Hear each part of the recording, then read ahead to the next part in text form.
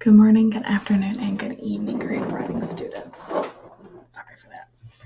So, we are going to be delving into poetry writing soon, but I want you guys to do a poetry explication to better understand writing poetry and reading other people's poetry. But before we can do a poetry explanation, we need to talk about literary analysis and how that works because that ties into poetry explication. So, what is literary analysis? Literary analysis poses an interpretive question about a literary text and then uses that question to explain the text, its author, or the historical context in which the work was written.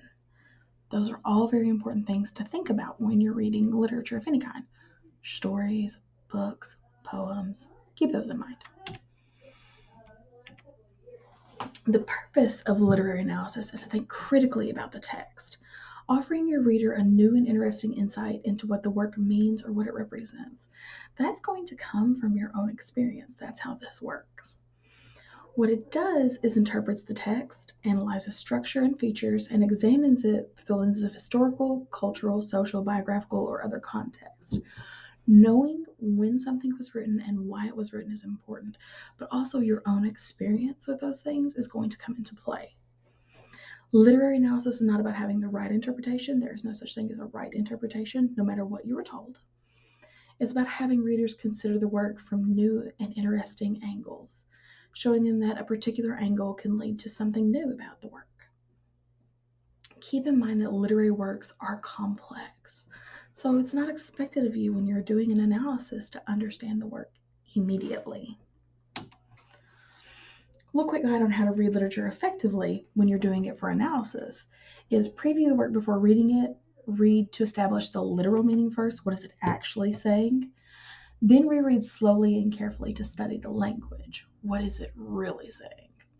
Reread once again to identify any themes and patterns and piece together your interpretation. And then write one or more paragraphs identifying the conflict and how it gets resolved and stating what you think is the main theme of the writing.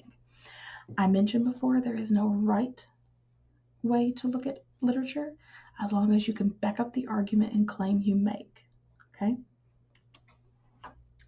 The language of literature is going to be very important to understand because language is how you convey meanings.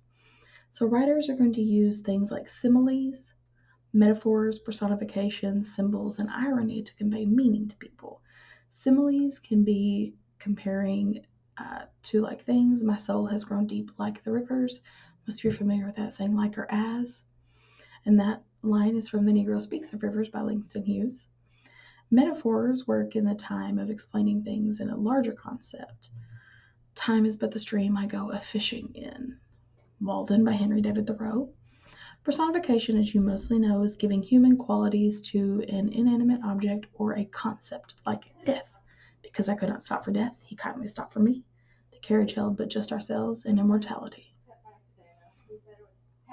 Symbols are things that are used to make a point.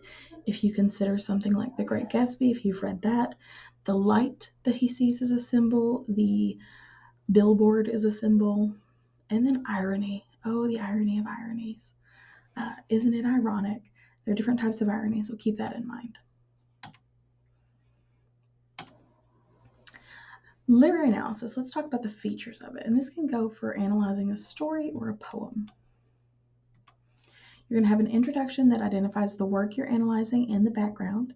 It should state your interpretive question about the text and a main point, the thesis statement that answers the question. You'll have a targeted summary or description of the text, so you can focus only on events or features that play a key role in your interpretation there. You can use quoted material, and please do so. Direct quotes from the text move the interpretation forward and show me your points. Most of you have potentially taken Comp 2. You're familiar with using source material and quoting things. Do that in interpretations as well. Support for the interpretation shows how it makes sense, how you're tying this together, and then your conclusion discusses the significance of your interpretation. This is not a hard and fast, you must do it like this. This is just, here's some points that you can do. And then we have inventing the content of your literary analysis. So first you're going to read, reread, and then explore. If you're analyzing a short story or novel, read the work twice at least. If it's a poem, read it over and over and over. silently, then out loud, to get a sense of how the language works and how the poem makes you feel. Reading silently is fine, but sometimes reading things aloud helps you understand the cadence of writing, especially with poetry. As you're reading, mark or underline anything that intrigues or puzzles you. Annotations are key in writing analysis. Write observations you have, questions you have in the margins. Make notes of these things so you can go look at it later. Then you're going to inquire with it. What's interesting here? Come up with interesting questions that focus on the work's genre, plot, characters, or use of language. Not all of them, you can do one of those. The goal is to develop your interpretive question, which will serve as your angle into the text. You can explore the genre. What genre is being written? Why are they doing this? Explore the complication or the conflict. You can explore the plot itself. What is the point of this? Explore the characters. Who are these people? Why are they being used? Why are we writing about them? Explore the setting. Is the setting important? Does it play a key role in this? The language and tone. This may be very much how you're approaching poetry. Language and tone is key in poetry because poetry is sometimes telling a story, but it's much shorter and condensed. Explore the use of tropes. Tropes are used so often in writing. Then we move on to researching. What background do you need for this? You can research the author. So learning about the author can lead to interpretive insights. Sometimes you need to understand and know who someone is and where they come from to understand why they're writing what they're writing. People writing in certain eras are writing to discuss the issues of their time. So you need to know that. Research the historical setting. If it's set in a real place, know what happens there, what's going on, what is shaping the text, how's this working? And then research the science. Because sometimes if you're looking at a poem that is talking about a person, knowing human behavior is very helpful. Now to organize and draft your literary analysis. When you do your introduction, you can include background information that leads up to your question. You guys know how to work on introductions. Then state your interpretive question. If you need to, you can do this analysis will explore why blank. Your thesis is at the end of your introduction. Make sure it's clear, shows me the answer to the question. You are writing an analysis, so it is academic in nature. It is not quite creative writing. It is academic writing that is looking at creative writing, so keep that in mind. Then you're going to summarize, interpret, and support in the body. Summarize and describe key aspects of the work. Build your case step by step. Cite and quote the text to back up and illustrate your points. Include outside support where it's appropriate.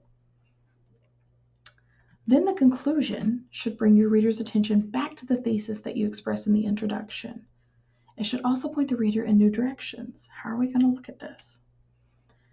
Your analysis has followed the text. The conclusion gives you a little leeway into speculation and consideration, so keep that in mind. When you're doing this, you need to choose an appropriate style, and style in writing is going to be very important. So there's a few things that you need to keep in mind. Your style should be straightforward, but inviting and encouraging. You're going to use what is referred to as the literary present tense. When you read stories or poetry, it isn't ending, it's always happening. So the book states, not the author stated or the book stated. In Harry Potter, Harry is a boy, not Harry was a boy. Present tense, literary present. Integrate your quoted text throughout and move beyond the personal response. How does this work? Thinking about it. Be critical of the information that you are engaging in. What we're going to look at specifically, though, is going to be analyzing poetry. I know, Miss Cravens, I don't like to analyze poetry. I don't even like to write it. But we're in a creative writing class, so we've got to do it, my friends.